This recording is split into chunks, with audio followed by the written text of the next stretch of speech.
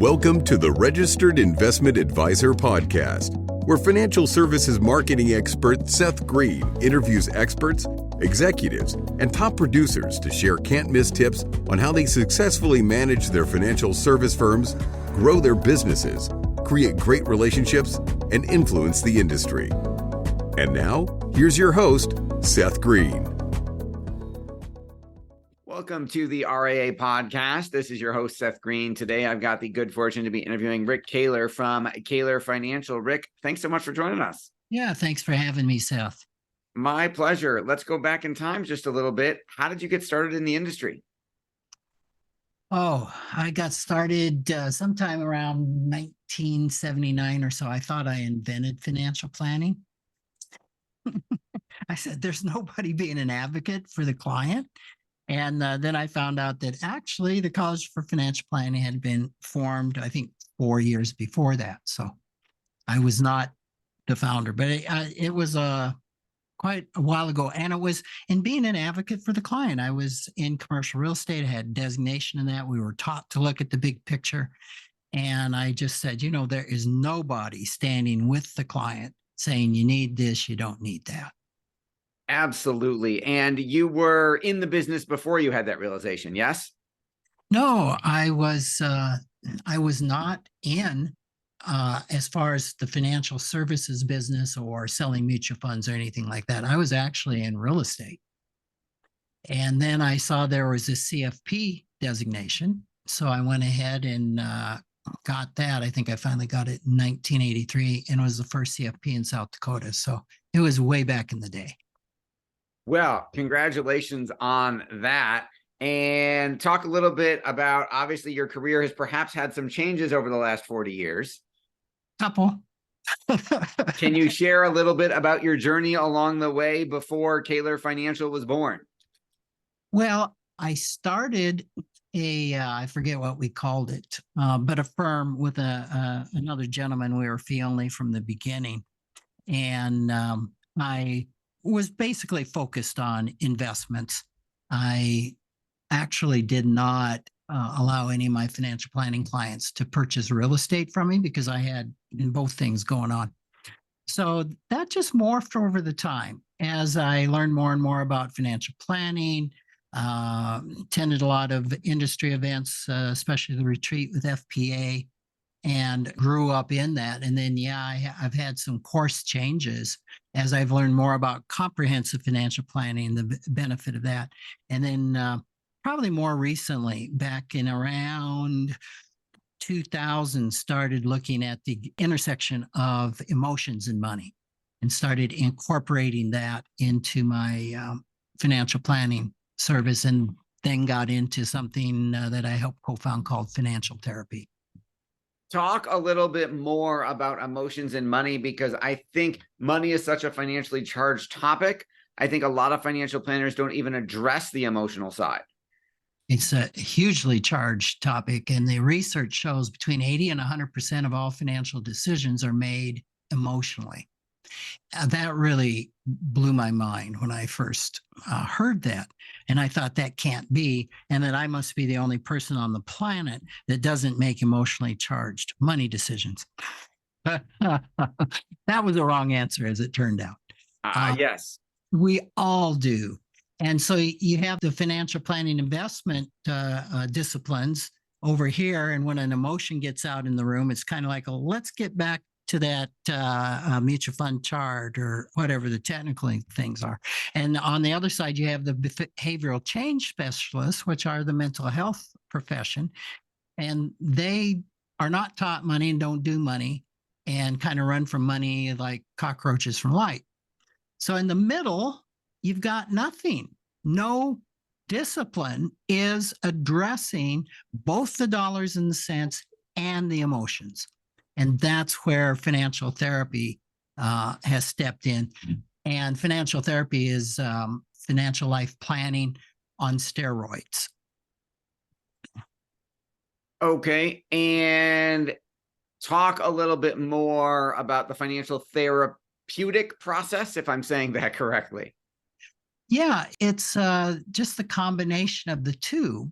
So there can be, when I do financial therapy with clients, and I have two firms, a financial planning firm and a financial therapy firm, you'll start with the money, what's the problem? And usually a person that benefits from financial therapy is typically stuck around some financial problem. And we know 40% of all financial problems can be solved with more information.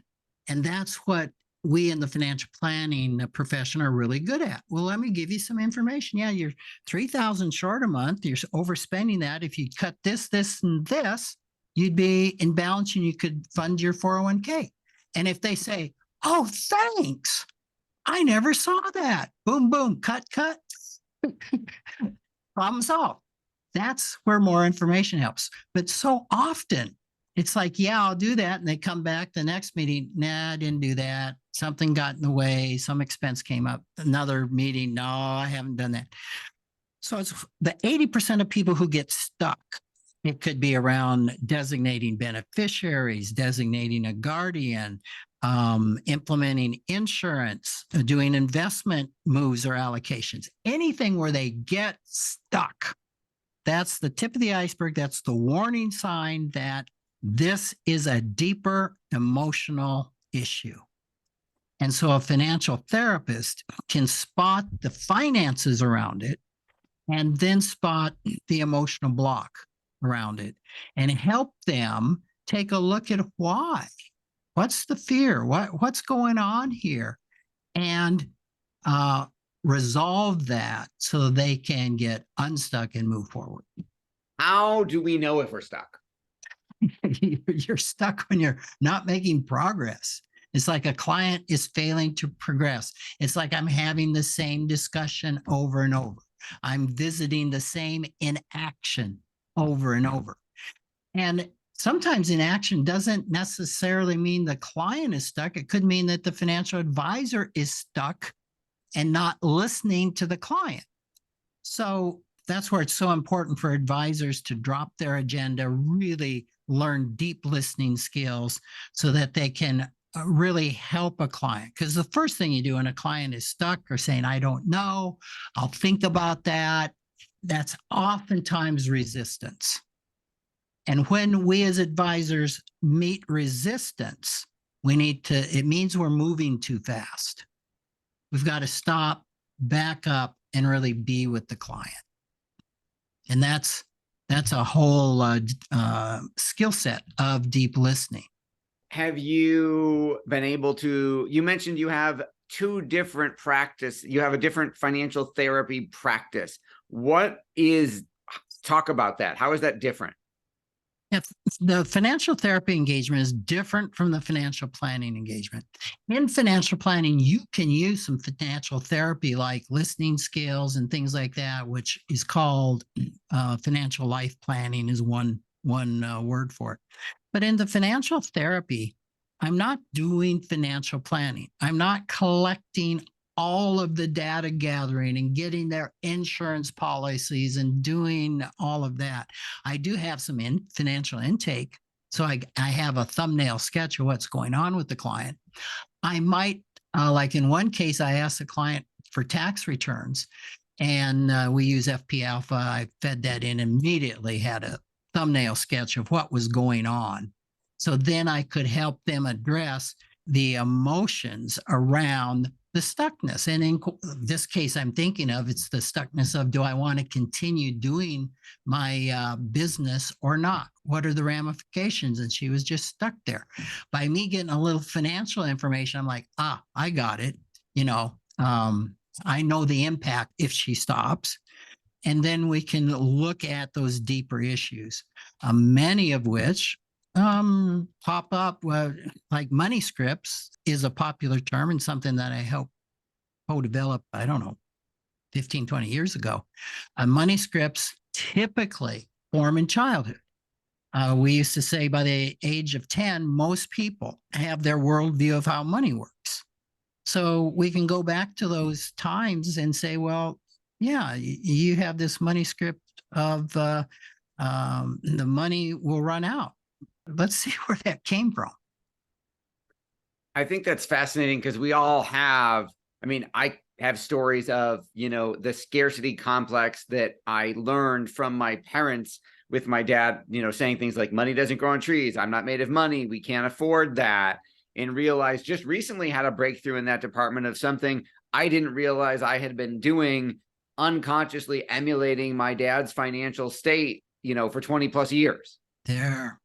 Bingo. So are there financial therapy clients who aren't financial planning clients and vice versa? Yes, totally. Do the Very few crossover. Okay, that's interesting. I would think everybody would want both. The financial therapy practice, that's obviously run as an outside business activity. Do you need, my wife's a social worker and a therapist. Do you need any separate license to be a financial therapist? And No. Are you using the word therapy in that because it implies certain things?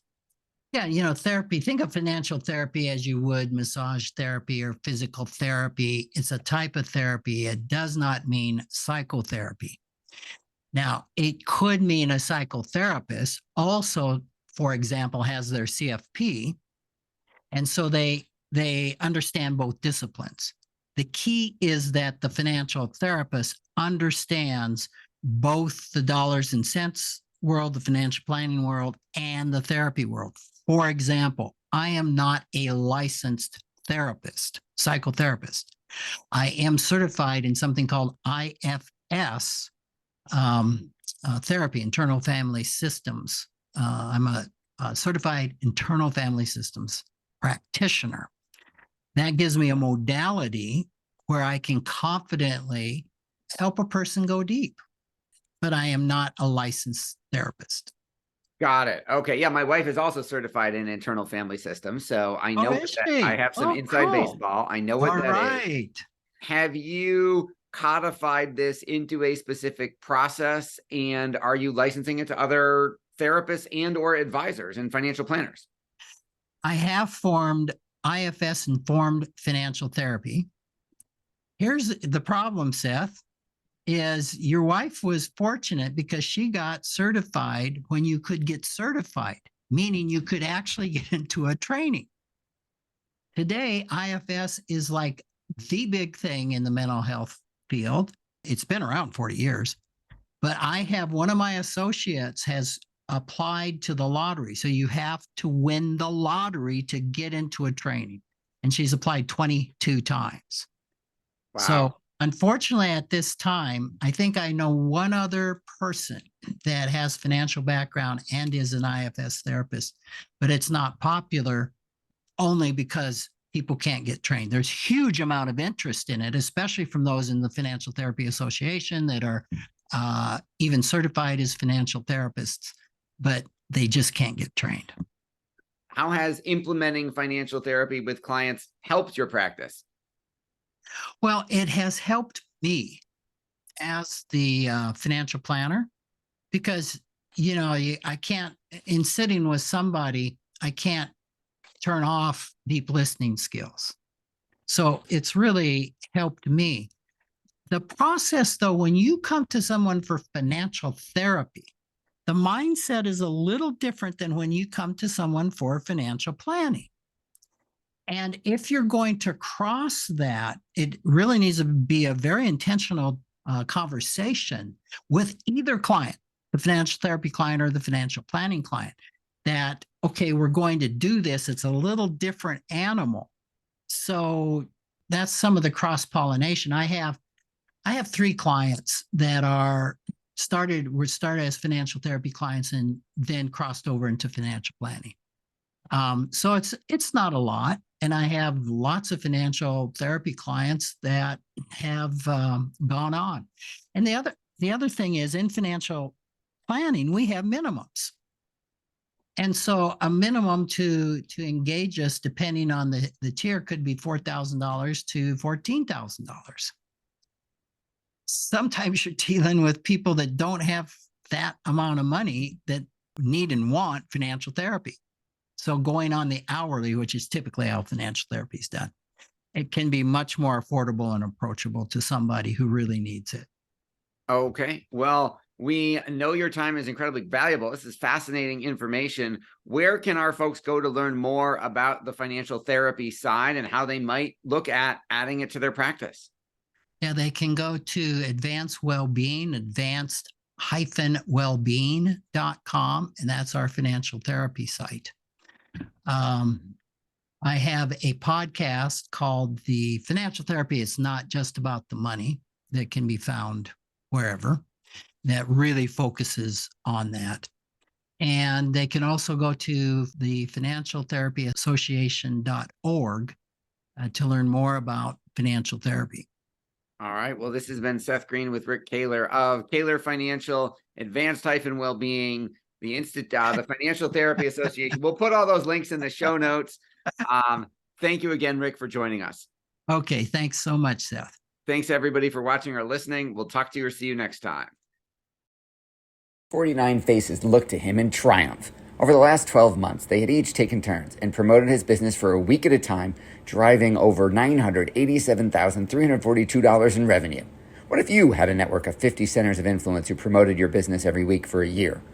Grab your copy of the #1 Amazon best-selling book, The Ultimate Guide to Growing Your Business with a Podcast, at 33% off the Amazon price by going to ultimatepodcastbook.com. Again, that website for 33% off the Amazon price is ultimatepodcastbook.com.